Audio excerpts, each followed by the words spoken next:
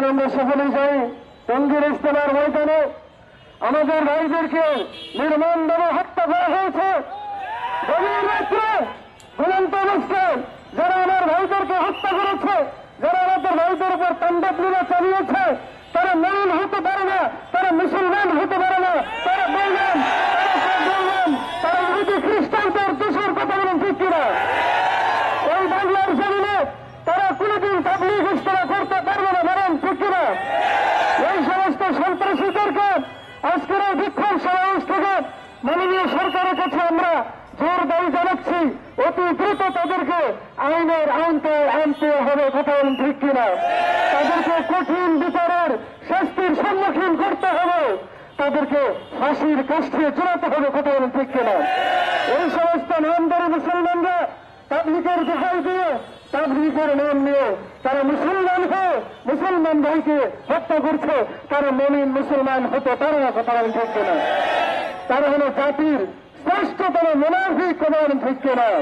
আমার ভাইয়েরা, আজকের এই সমাবেশ থেকে আমাদের দাবি একটাই, এই সমস্ত সন্ত্রাসীদেরকে চিহ্নিত করতে হবে, এই সমস্ত সন্ত্রাসীদেরকে বাংলার জমিনে জায়গা দেওয়া হবে না, কথা বলেন ঠিক কিনা? এজন্য আল্লাহ তাআলা বলেছেন, ওয়াই ইয়াকতুল মুমিনান, যারা মুমিন মুসলমানকে হত্যা করবে ফাজাযাউহু জাহান্নাম, তাদের শাস্তি হলো জাহান্নাম, কথা বলেন ঠিক কিনা? খালিদান ফিহা, সেই জাহান্নামে তারা আজীবন থাকবে। খালিদান ফিহা ওয়া লাআনাহু, ওই সমস্ত সন্ত্রাসীদের উপর আল্লাহর লানত, আল্লাহর অভিশাপ, আল্লাহর অভিশাপ, ওয়া লাআনাহু ওয়া আ'আদ্দা লাহু আযাবান আযীমা। আর আল্লাহ তাআলা ওই সমস্ত সন্ত্রাসীদের জন্য কঠিন শাস্তি প্রস্তুত করে রেখেছে, বলেন নাউযুবিল্লাহ। এজন্য এই সমস্ত সন্ত্রাসীদেরকে আমাদের প্রতিহত করতে হবে। ওয়া আখিরু দাওয়ানা আলহামদুলিল্লাহি রাব্বিল আলামিন।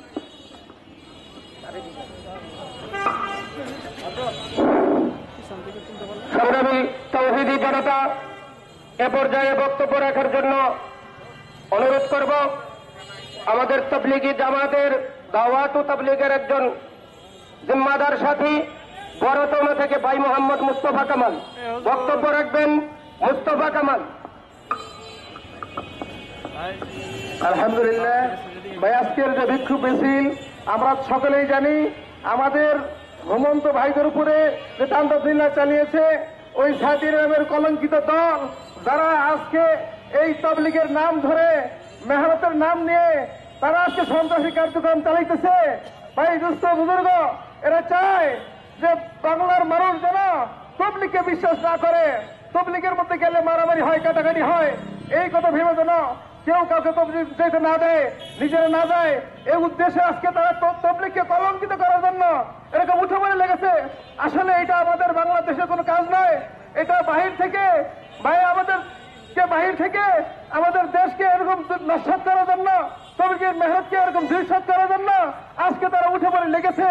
ভাই ঘুমন্ত মানুষের উপরে যারা এরকম হত্যাকাণ্ড চালাইতে পারে, তারা ভাই মুসলমান হইতে পারে না, তাদেরকে মুসলমানদের খারিজি বলে আখ্যায়িত করা হোক। ভাই আসসালামু আলাইকুম ওয়া রাহমাতুল্লাহ। এ পর্যায়ে আমাদের সামনে দাবাইল গোহাইলবাড়ির নাজমে তালিমাত হযরত মাওলানা মুফতি আব্দুর রহিম সাহেব সংক্ষিপ্ত বক্তব্য পেশ করবেন। আসসালামু আলাইকুম ওয়া রাহমাতুল্লাহ। সম্মানিত তাওহীদি জনতা, আজকের এই বিক্ষোভ মিছিলের উদ্দেশ্য হল সারা বিশ্বব্যাপী দাওয়াত ও তাবলীগের নিসবতে অন্যায়ভাবে অত্যাচারভাবে মুসলমান নিরস্ত্র মুসলমানদের উপর যে সাতপন্থী লোকেরা হত্যাকাণ্ড চালিয়েছে তাদের দৃষ্টান্তমূলক শাস্তির আওতায় আনা।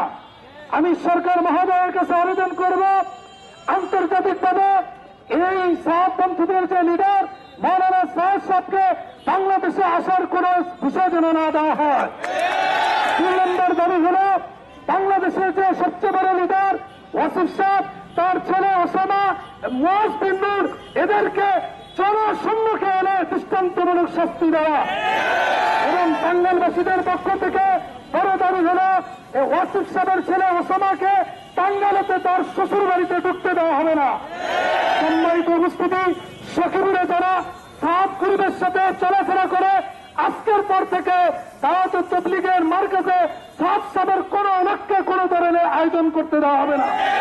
সম্মানিত উপস্থিতি, মার্কাজ মসজিদে ওলামায়ে কেরামের পক্ষ থেকে ইমাম থাকবে, তাদের নিজামে কাজ চলবে, তবলিগের সাতপন্থীদের কোন লোকদেরকে ঢুকতে দেওয়া হবে না। এই বলে আমার সংক্ষিপ্ত বক্তব্য শেষ করছি। আসসালামু আলাইকুম ওয়া রাহমাতুল্লাহ। সম্মানিত তৌহিদি জনতা, এ পর্যায়ে আপনাদের সামনে ভারত থেকে উস্কানিমূলক খনিজ সন্ত্রাসীদের বাংলার জমিনে উলামায়ে কেরামদের উপরে, তবলিগ ভাইদের উপরে নৃশংস হত্যার প্রতিবাদে বক্তব্য পেশ করবেন আমাদের সখিবারের কৃতি সন্তান হযরত মাওলানা মুফতি আসাদুজ্জামান তালুকদার সাহেব। হামিদাও ওয়া মুসাল্লিয়াও ওয়া মুসাল্লিমা। উর্দুতে একটি কবিতা আছে, ইসলাম জিন্দা হোতা है हर কারবালা के बाद। বিগত 18 তারিখের টঙ্গীর ময়দানের আমাদের ভাইদের শাহাদাত, আমার ভাইদের রক্ত ঝরানো, আমার ভাইদের নির্যাতনকে সহ্য করে নেওয়া, এটাকে আমরা মনে করতে পারি কারবালার ময়দানের সাথে তুলনা করতে পারি। আর এটারও দ্বারা ইনশাআল্লাহ এই বাংলার জমিন থেকে সাদিয়ানি সন্ত্রাসীরা উৎখাত হয়ে যাবে। সংগ্রামী সাথী ও বন্ধুরা, রক্ত ছাড়া কিছু অর্জিত হয় না, রক্ত ছাড়া কিছু অর্জিত হয় না। আমাদের ভাইয়েরা রক্ত দিয়ে প্রমাণ করে গেলেন, আমাদের ভাইয়েরা রক্ত দিয়ে গেলেন, আমাদেরকে এজন্য মাঠে ছেড়ে গেলেন যেন আমরা বাংলার জমিন থেকে সাদিয়ানি সন্ত্রাসীদেরকে উৎখাত করে দেই। এ পর্যায়ে বাংলাদেশের সর্বোচ্চ প্রশাসনের কাছে দাবি, অনতি বিলম্বে বাংলার জনগণ যেমন সাদিয়ানি সন্ত্রাসী গ্রুপকে অবাঞ্ছিত ঘোষণা করেছে, সারা বাংলাদেশের আনাচে কানাচে অবাঞ্ছিত ঘোষণা করেছে, উপদেষ্টা পরিষদের মিটিং থেকে উপদেষ্টা পরিষদের বৈঠক আহ্বান করে সেই বৈঠকে সাদিয়ানি সন্ত্রাসীদেরকে বাংলাদেশে নিষিদ্ধ ঘোষণা করতে হবে।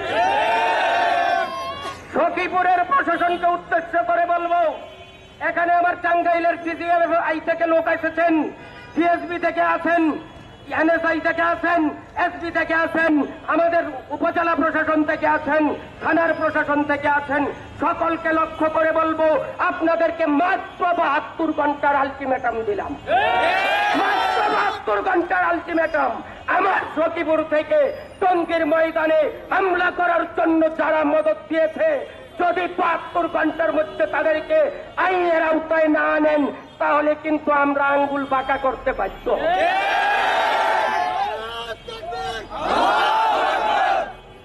সংগ্রামী সচেতন জনতা, তৌহিদি জনতা, সখীপুরের